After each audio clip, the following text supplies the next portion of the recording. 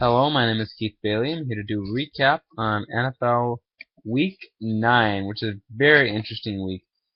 We start on Thursday night where the Cincinnati Bengals travel to play the Miami Dolphins in a very surprisingly good game Thursday night.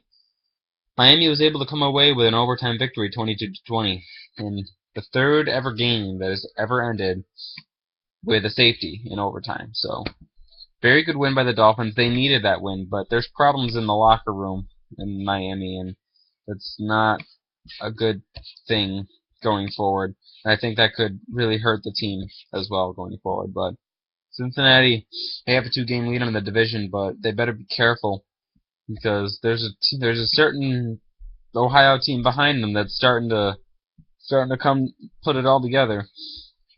Next up, Chiefs at Bills. Bills played tough, but the Chiefs got the win 23-13. When the Bills give up 14 points to the Chiefs defense, you're not going to win many ball games. And the Bills did just that, surrendering 14 points on a 100-yard interception return and a fumble return for a touchdown. Kansas City is 9-0.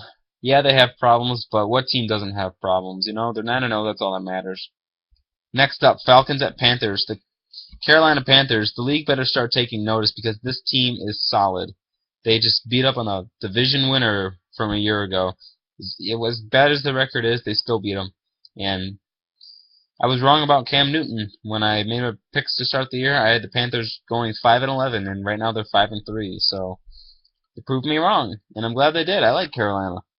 So Carolina goes to 5-3, and the Saints better watch out. Vikings at Cowboys. Minnesota competed in this game. Adrian Peterson had a very good game, but Dallas, Tony Romo was clutch in this game and was able to get the touchdown when it mattered most. Excuse me, my eye itches. So, very good win by the Cowboys. It was a home game, but you know what? A good win by them. They were able to hold off a Vikings team that had an upset bid going. Next game, Saints at Jets. I'm going to stop with everything New York Jets related. I mean, I can't. Can you figure this team out?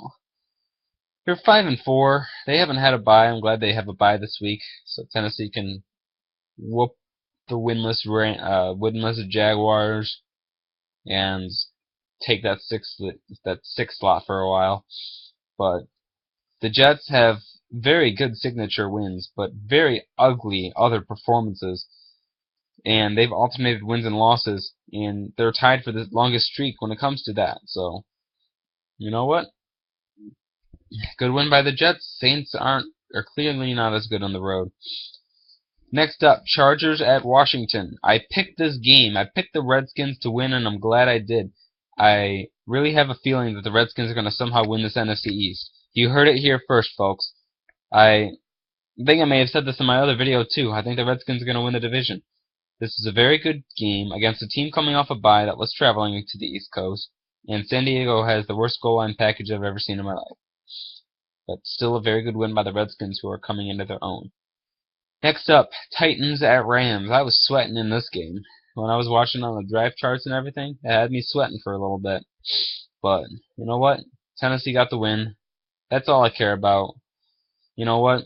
Whether the Jets win or the Jets lose, I mean, I'd rather them lose, but that's something that Tennessee can't control. As long as we do our business and get the W, that's all that really matters in the end.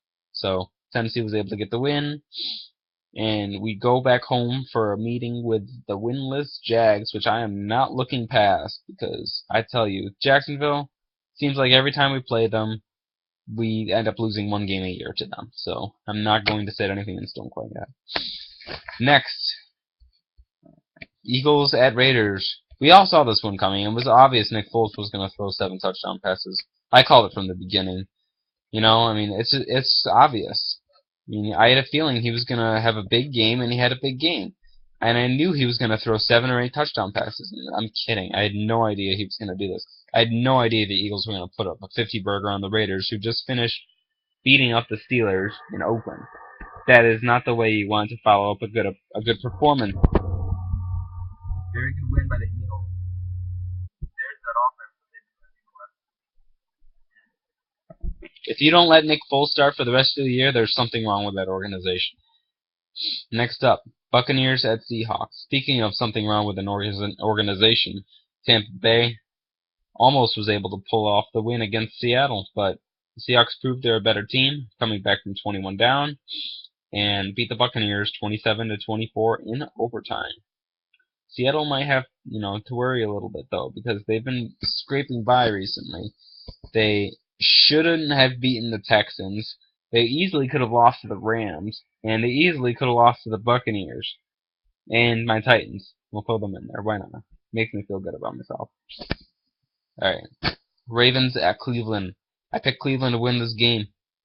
And they won 24-18 over the defending Super Bowl champions. I'm sorry, this has got to be one of the worst outings, or worst years so far, a defending Super Bowl champion has ever had. I mean, they're 3-5. But you know what? Cleveland, they're hanging in there. They could be a factor in this AFC wildcard race. When they have a quarterback and they play well, they're a scary team. Next up, Steelers at Patriots. The Patriots put up 55 points on the Steelers, which is the most the Steelers have allowed in franchise history, as well as yards. 610 yards the Patriots were able to gain against Pittsburgh. That's six field lengths. And the Steelers gave all of that up. 55-31 was the final. Jeez. Steelers are really bad. Sorry. And the Patriots are coming into their own. The Sunday night are Colts at Texans. I wanted the Texans to win this game so badly, but they didn't. The Colts always seem to pull up the close ones, and I was really upset that night. But you know what? Like I said, as long as Tennessee gets the W, that's all we are in control of. But I have to give credit to Indy. That was a very good come from behind victory. I'm looking forward to playing them in a little over a week, Thursday night game, and it'll be interesting to say the least. But Houston, Case Keenum looked pretty sharp. The defense, and I hope Gary Kubiak gets better soon.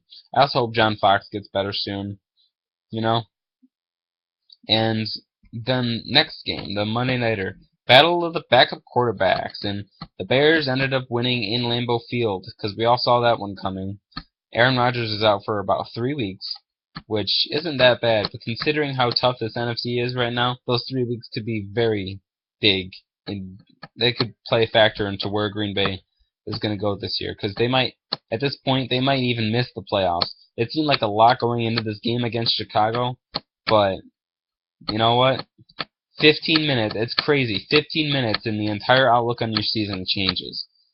And it changed for Green Bay, certainly. Good one by the Chicago Bears. They had a whole division as 5-3 with the exception of Minnesota.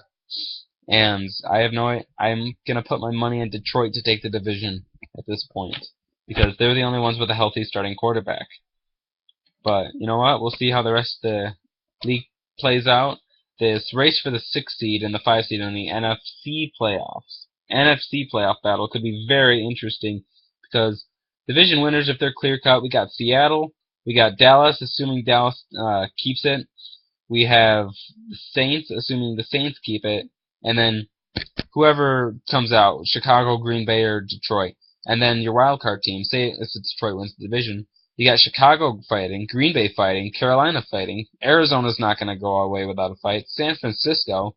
I'm sure the Redskins and Eagles aren't going to roll over. I have no idea who's going to get that 5 and 6 seed, but I'm very interested to find out.